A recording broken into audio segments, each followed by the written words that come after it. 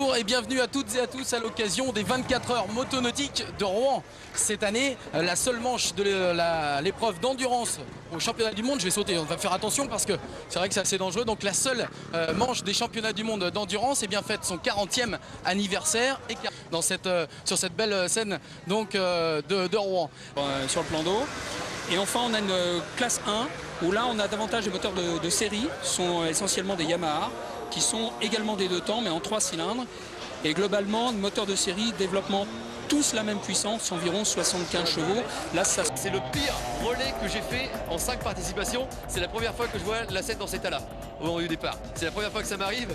Et j'espère que ça va se calmer pour la nuit et demain, parce que là, c'est vraiment très très dur. Actuellement, on attend bien entendu sur le site, il y a donc le classement officiel, c'est numéro 8, voilà. 4 heures motonautique de Rouen, la première manche du championnat du monde d'endurance. Une course qui demande énormément de préparation. Le moment les plus durs, là. Ça fait tellement longtemps qu'on travaille dessus, il faut qu'on se mette à l'eau le plus. Ce policier pilote dresse son constat. Donc là, le moteur a chauffé. Et apparemment, pareil, le moteur était trop réglé en avance, ce qui fait qu'on a fait un chalumeau avec la bougie. Je sais pas si tu vois, on a perforé carrément la flamme de la bougie, fait un chalumeau et on a crevé un piston, donc serré. Avec des bons mécanos, il y a mon père, il y a GG qui bosse bien. Donc j'espère qu'ils vont me mettre tout ça en état, quoi. Le moteur, réparer le capot.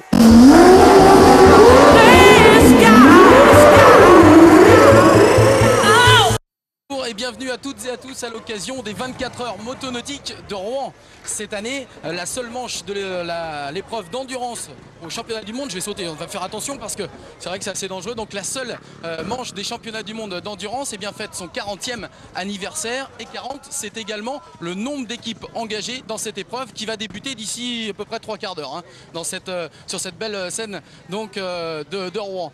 C'est vrai que parmi les inscrits, on va retrouver des pilotes aguerris, des pilotes débutants. Et tous ces concurrents ont un seul but, faire le maximum de kilomètres possible autour de l'île de la Croix à bord de leur bateau. Et puisqu'on parle de bateau, eh bien on va demander tout simplement à Antoine Vincent qui est avec nous, qui va nous faire office de consultant. Bonjour Antoine. Bonjour. Eh bien de nous expliquer un petit peu la différence entre ces 3 types de bateaux. Alors il y a 3 types de bateaux, c'est vrai. Donc il y a classe 1, classe 2, classe 3. Il faut savoir que tous les bateaux sont en coque catamaran, comme tu as pu le voir, donc 2 patins. Il faut savoir aussi que quand tu vas les voir évoluer sur l'eau, en fait, il y a une toute petite partie du patin qui est sur l'eau.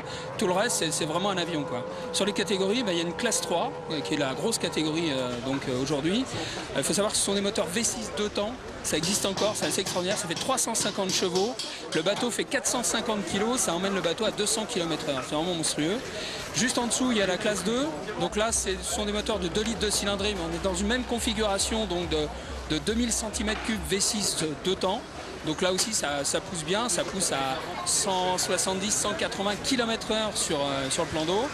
Et enfin, on a une classe 1 où là, on a davantage de moteurs de série. Ce sont essentiellement des Yamaha, qui sont également des 2 temps, mais en 3 cylindres. Et globalement, moteur de série, développement, tous la même puissance, environ 75 chevaux. Là, ça se joue sur la préparation, sur les réglages et surtout sur les choix d'hélices, en fait. En tout cas, ça promet un spectacle monstrueux. Comme chaque année, ça fait 41 ans que ça dure. Alors le spectacle sera sur la scène, mais le spectacle il sera aussi avec nous tous, puisque cette année on va vous proposer justement, alors là on est là peut-être avec celle-là, je sais plus trop où on en est, voilà. On va vous proposer donc évidemment du direct. On vient de débuter, on va le faire jusqu'à 17h30 ce soir. Vous nous retrouverez également demain matin entre 10h et midi, demain après-midi pour suivre bien évidemment la fin de cette course entre 15h30 et 17h30 avec la remise des prix. Et puis Antoine, il y a également des animations de prévues juste autour des quais. Absolument, on accueille presque 200 000 personnes pendant 24 heures et donc on se doit chaque année d'étoffer d'animations, de musique, de danse, et ce sera le cas encore cette année, de renouveler ces animations. Alors cette année on a invité, alors c'est très péchu, démonstration de cardio-gym avec Henri Dubois. C'est des techniques de chorégraphie, sport, combat avec une musique vraiment puissante. On a également une présentation de danse orientale avec Francine Conche, c'est une professeure de danse avec ses élèves de l'association Les 7 Voiles qui va faire des démonstrations de danse orientale, alors, beaucoup de charme, donc une diversité des animations, c'est le moins qu'on puisse dire. Et puis on a 2 groupes qui vont se produire également, il y a beaucoup de musique sur les 24 heures, avec Just a Smile. Donc là, ce sont des standards de rock, de funk, parce qu'on aime bien dynamiser aussi ce site. Et demain, on recevra un groupe davantage orienté vers la musique celte et les chants de marins, même si on n'est pas tout à fait au bord de la mer, ça reste des bateaux et de l'eau. Il y a un petit peu plus, on espère que ça va s'améliorer pour demain. Antoine, on se retrouve de toute façon tout à l'heure pour le départ de ces 24 heures motonécliques de Rouen qui vont donc débuter, on l'a dit, d'ici à peu près 40 minutes. À tout à l'heure, merci Antoine pour toutes ces explications. Et pour vous donner un aperçu de ce qui s'est passé, de ce qui va se passer dans quelques minutes sur l'eau, sur la Seine, dans ces 24 heures motonautiques de Rouen, je vous propose de regarder justement un petit résumé de ce qui s'est passé l'an passé à la précédente édition, cette 40e édition que les organisateurs ont surnommée la 40e rugissante. C'est parti. Dernier réglage, dernière vérification avant le départ. Une cinquantaine d'équipages s'apprêtent à disputer la 40e édition des 24 heures motonautiques de Rouen, la première manche du championnat du monde d'endurance. Une course qui demande énormément de préparation, comme ici cette équipe rouennaise qui présente 3 bateaux. 70 bénévoles se dévouent corps et âme derrière leur pilote. C'est vraiment de l'endurance, il peut tout arriver. Nos bateaux sont préparés, on pense, du mieux possible. On a tous travaillé comme des fous pour que ça soit parfait. Et à Rouen, il peut tout arriver. Un bout de bois, une grosse vague, une péniche qui passe qui fait la mauvaise vague, plein de choses. Il faut que ça arrive parce que c'est les moments les plus durs. Ça fait tellement longtemps qu'on travaille dessus, il faut qu'on se mette à l'eau le plus tôt possible parce que la pression est forte. Et la puissance aussi. Tous ces bateaux de type catamaran monoplace propulsés par un moteur hors bord font hurler leur moteur. La 40e rugissante, comme on l'a surnommée cette année-là, prend tout son sens. S850, S2000, S3000, 3 catégories aux puissances différentes jaillissent de dessous du pont de Corneille en faisant exploser la Seine. Ils prennent possession du circuit de 3,6 km autour de l'île Lacroix.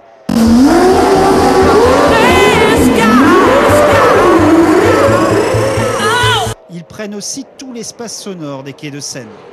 Sous le pont d'arrivée du premier tour, on croit entendre de véritables fusées.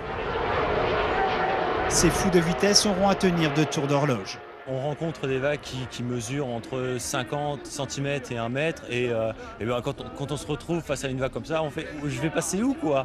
Et en règle générale, ça tape très très fort et les bateaux souffrent beaucoup. Attention à la renverse, au changement de marée, ça tape, ça cogne et ça casse.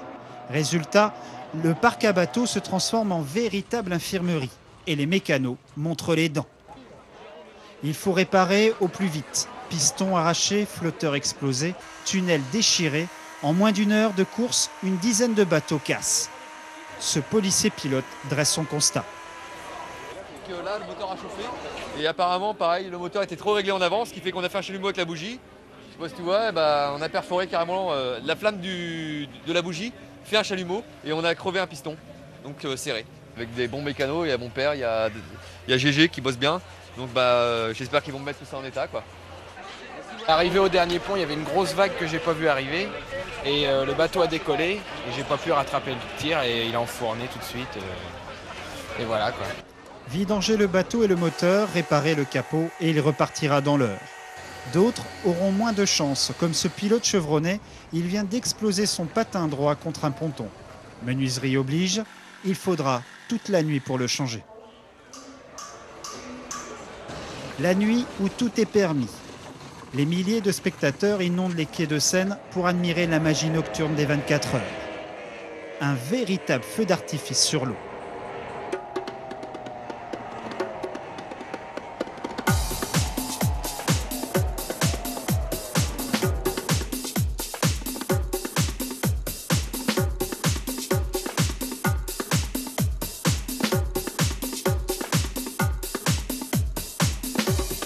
Une magie qui nous ferait vite oublier les risques encourus par ces pilotes. Ces coques faites en bois et en matériaux composites sont la proie de la perfidie des vagues. La moindre erreur de concentration est fatale. Tonneau, enfournement, ce matin la marée a fait encore des siennes. 6 bateaux en moins d'1 heure tomberont dans le piège, 50% des bateaux passeront l'arrivée. J'ai pas eu le temps d'avoir peur. J'ai pas eu le temps, ça vient très très vite. On ressort très très vite, mais ça paraît une éternité.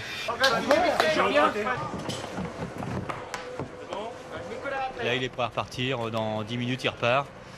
Et puis maintenant, on va assurer pour essayer d'être à l'arrivée, on va dire, pour faire plaisir à nos sponsors. Aller jusqu'au bout de cette course au long cours, chaque pilote, chaque team le désire. Certains feront 24 minutes, d'autres 3 heures, 6 heures, 20 heures. Certains, comme le numéro 9, 23 heures. Premier de la course, il rentre au stand. Problème de batterie. Le film des 24 heures prend pour ce pilote belge des allures dramatiques. C'est incroyable. C'est incroyable. Tu fais 5-6 mois de préparation et comme ça tu finis. La passion est toujours là quand même. La passion est là, mais avec des émotions difficiles pour le moment. Ouais. C'est dommage. Ouais. La chance est aussi un paramètre de la gloire. Le numéro 9 arrivera à se remettre à l'eau finalement et finira 4e. C'est un outsider qui gagne les 24 heures. Tous n'en croient pas leurs yeux. La réaction, c'est un très grand bonheur. Ça fait plaisir de remporter les 24 heures de cette manière. Et puis...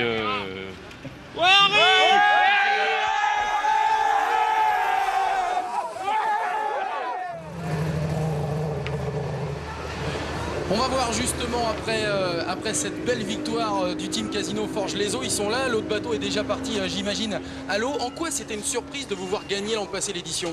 Alors c'était une surprise parce que nous étions dans la catégorie classe 2, donc avec des moteurs un moteur de 2 litres. Et nous pensions pas du tout gagner au scratch devant des classes 3, donc qui sont poussées par les 3000. Est-ce que c'était la première fois que ça arrivait? Oui, c'était la première fois depuis 40 ans, donc cette année c'est la 41e année, on espère, et on veut absolument renouveler le fait.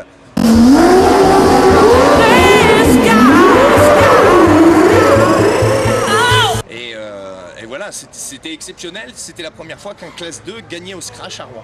Sur l'eau, quels sont les critères justement qui permettent de créer la surprise? Alors les critères qui nous ont permis de créer la surprise l'année dernière, ça a été une très bonne préparation, un bateau très bien équilibré et aucune remontée pendant 24 heures. C'est-à-dire qu'on a fait un changement d'embase qui a duré 15 minutes. Donc sur 24 heures, on était sur l'eau 23h45. Depuis quand vous préparez vous justement cette épreuve là de Rouen? Lorsqu'elle s'achève par exemple l'an passé, il faut combien de temps pour préparer celle qui arrive? Ça dépend des équipes. Il y a des équipes qui ont commencé à préparer il y a 3 semaines. Nous, on a commencé à préparer au mois de septembre. Si je vous dis que l'objectif cette année, c'est encore la gagne, non? C'est pas... Ah ben c'est l'objectif, c'est clair. C'est clair.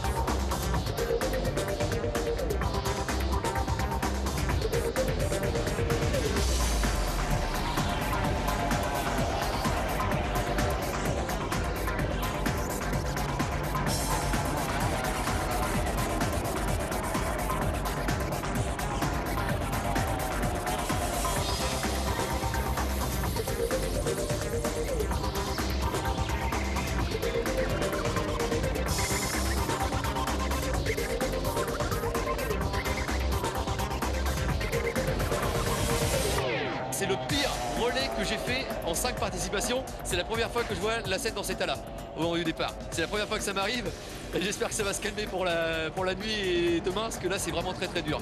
C'est un truc de fou.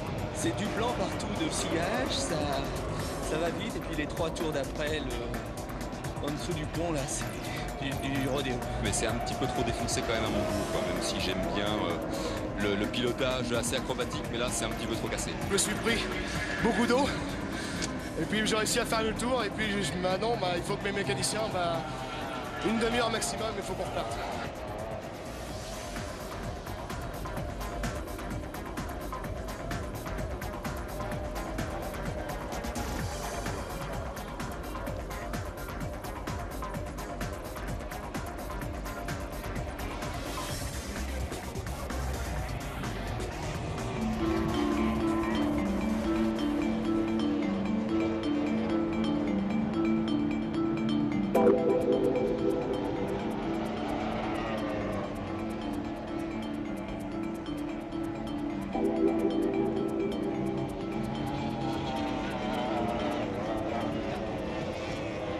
nuit, on voit pas grand-chose. Donc faut y aller un peu à la confiance, faut être quand même hyper vigilant, essayer d'anticiper un petit peu sur les bateaux qui peuvent être à droite, à gauche. Et moi, ce que je redoute toujours un petit peu, c'est ça, c'est les bateaux qui s'arrêtent comme ça, et qui sont en plein milieu et qui ne vont pas bien, trop bien avec les éclairages, donc on arrive un peu vite derrière. Mais à part ça, bon, sinon ça y va quoi. Et puis c'est vrai que c'est une ambiance sympa.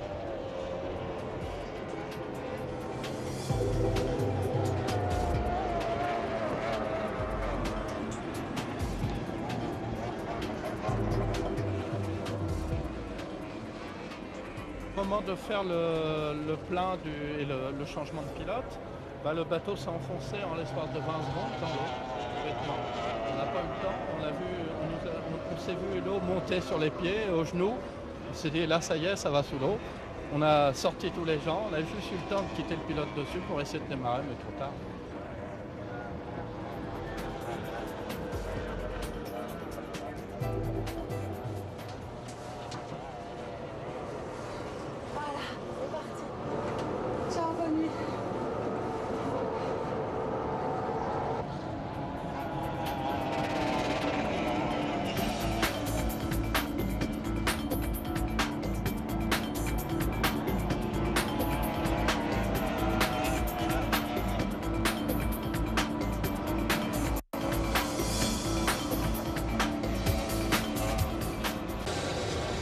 Oui, avec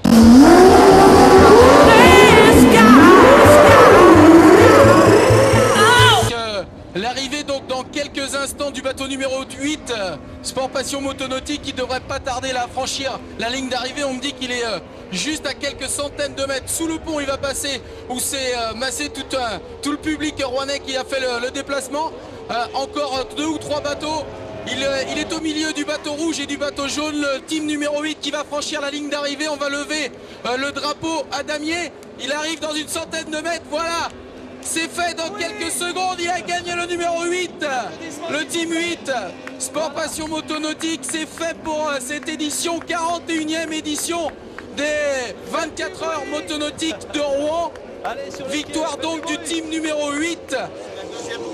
Avec la deuxième victoire donc de Christophe Moyard dans cette épreuve. Des applaudissements nourris bien évidemment du côté des supporters de ce team-là et de tout le public rouennais. Je vous propose évidemment, Antoine et Régis, de suivre les 2e et 3e places que je vous laisse bien évidemment commenter. Vous avez les images de la course en direct à la fois sur l'écran géant et sur les différents moniteurs de contrôle. Nous, on va se retrouver, je vous le disais, dans 5 à 10 minutes pour avoir la première réaction du team vainqueur de la 41e édition des 24 heures motonautiques de Rouen, à savoir le team Sport, le team numéro 8. Le team numéro 8, donc je vous rappelle. A tout de suite. A tout de suite, Anthony. Ah oui, on est encore en direct donc sur l'eau, sur le plan d'eau de Rouen. On voit les bateaux qui arrivent de plus en plus, avec certainement l'arrivée du team numéro 6 en 2e position. On le saura tout à l'heure, alors que je vous rappelle la victoire dans cette 41e édition du team numéro 8, avec cette 2e victoire donc à la clé pour ce team de Christophe Boyard qu'on est allé voir tout à l'heure dans les stands. C'est vrai qu'ils étaient particulièrement confiants. Il restait plus qu'une heure de compétition, une heure d'épreuve, et ils nous ont promis tout à l'heure qu'on pourrait aller les voir après leur tour d'honneur. C'est ce qu'on va faire dans quelques minutes. J'espère que Antoine et Régis m'entendent bien. Ils vont pouvoir dérouler là sur la suite et l'arrivée prochaine du second et du 3e. À tout à l'heure. Il est fort, Boyard. Oui, il est fort, c'est bien. On l'avait travaillé, ça fait 24 heures qu'on le travaille. On rappelle, on va les voir bien entendu à l'écran. On rappelle donc actuellement, on attend bien entendu sur le site, il y a donc le classement officiel, c'est numéro 8, voilà, qu'on a pu voir. On attend justement l'officialisation des résultats. Oui. Le Rien classement visuel. Tout ce qu'on vous annonce jusqu'à présent est totalement officieux. Puisqu'en fait on attendra vraiment officiellement, même facilement 1 heure après l'arrivée, pour pouvoir vous donner officiellement le classement de cette épreuve, d'autant que ça compte davantage qu'il s'agit de l'unique épreuve de championnat du monde d'endurance sur 24 heures, et donc les premiers de chaque catégorie seront champions du monde dans leur catégorie. D'accord. Voilà. Ce qu'on peut supposer, c'est qu'il n'y a pas eu d'incident particulier pour ce numéro 8 et que ce soit effectivement, tout le monde en est assez convaincu, que ce soit donc cet équipage de Christophe Boyard, Xavier Savin, Thierry Petiot, qui emporte donc cette 41e édition. On va essayer dans quelques instants d'aller retrouver donc les pilotes Christophe Boyard et ses coéquipiers du team numéro 8, donc vainqueurs de cette 41e édition, pour avoir leur réaction. Mais c'est vrai que ce tour d'honneur disputé sur un rythme beaucoup plus lent qu'ils n'en ont l'habitude était vraiment très sympa. On se retrouve d'ici quelques secondes. On essaie, ah bah ils arrivent. On va essayer justement de monter peut-être à bord. On va essayer, ça va être difficile la main. Non, Anthony, non, ne fais pas ça. On va essayer de les avoir, voilà. Non, on monte pas là. On monte pas là. On va patienter quelques secondes pour essayer de monter sur le bateau. Tu vas me dire c'est moi. Alors aux abîmes, dans par là-bas. Alors je vais essayer d'aller. Ah, c'est rock'n'roll. Hein. C'est rock'n'roll sur la fin. Je monte ici. Voilà. C'est parti, on va voir évidemment Thierry, Christophe Boyard qui est avec nous. Christophe, c'est vrai que cette épreuve, on le disait, c'est fini sous le soleil avec une belle avance quand même d'une douzaine de tours sur le second. Comment vous avez vécu ça? Disons qu'on l'a vécu, je dirais, c'était une course de vitesse, c'était pas une course d'endurance, c'est une course de vitesse. Nos concurrents étaient très performants et il s'avère qu'on a eu beaucoup de mal à les distancer. Ils sont bien bagarrés, mais on a eu le dessus, on a eu une petite astuce au niveau de ce matin de la révision, ce qui nous a permis de pouvoir...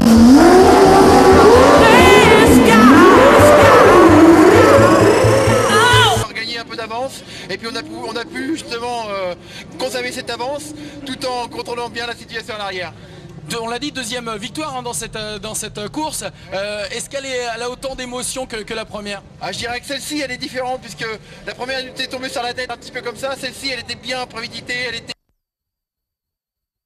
bien préparée, elle était bien. Il y avait des concurrents, des pilotes avec nous.